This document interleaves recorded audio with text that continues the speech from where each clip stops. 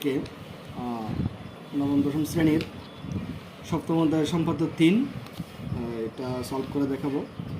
এটা আমি প্রশ্নটা করতেছি, মানে হচ্ছে আমাদের সাধারণ নির্বাচন। কোনো ত্রিভুজের পরিসীমা এবং ভূমি সংলগ্ন দুটি কোণ দেওয়া আছে। প্রশ্ন হচ্ছে দুটি কোণ এবং পরিসীমা দেওয়া আছে। দুটি কোণ এবং পরিসীমা দেওয়া থাকলে আমাদের এই সম্পাদ্য চিত্রটা কীভাবে করতে হয় আমি সেটা এখন তোমাদেরকে দেখাবো।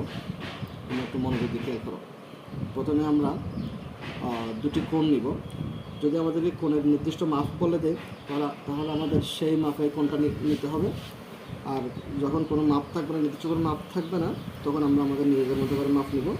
অবশ্যই হ্যাঁ, এখন আমি দুটা কোণ নিলাম, কোণ এক্স, কোণ ওয়াই, এবং আরেকটা পরিসীমা নিব।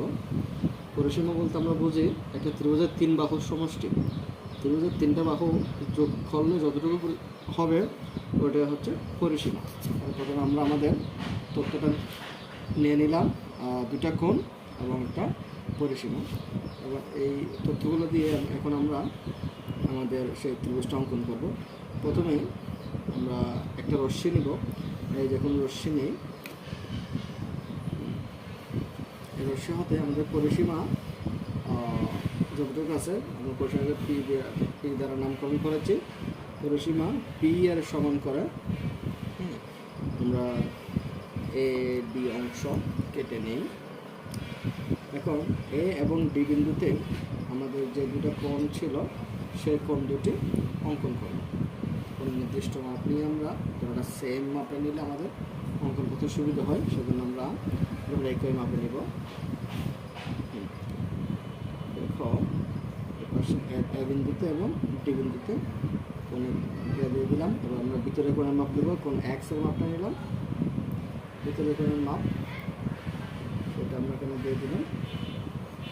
আর কোণ ওয়াই এর মাপটা নিলাম, সেটা ডি বিন্দু রাখলাম। আমরা কোণ দুটো এঁকে দিব।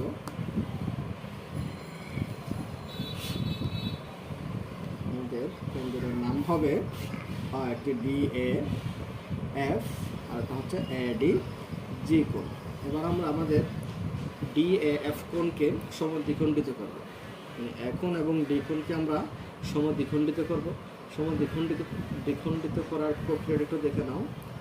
আমাদের মোট কোণকে অর্ধেকের বেশি ব্যাসার্ধ নিয়ে সেটা বৃত্তচাপ আঁকবো। কোণের অভ্যন্তরে দুটি বৃত্তচাপ আঁকলে আমাদের কোণটা সমদ্বিখণ্ডিত হয়ে যায়। কোণ এই যে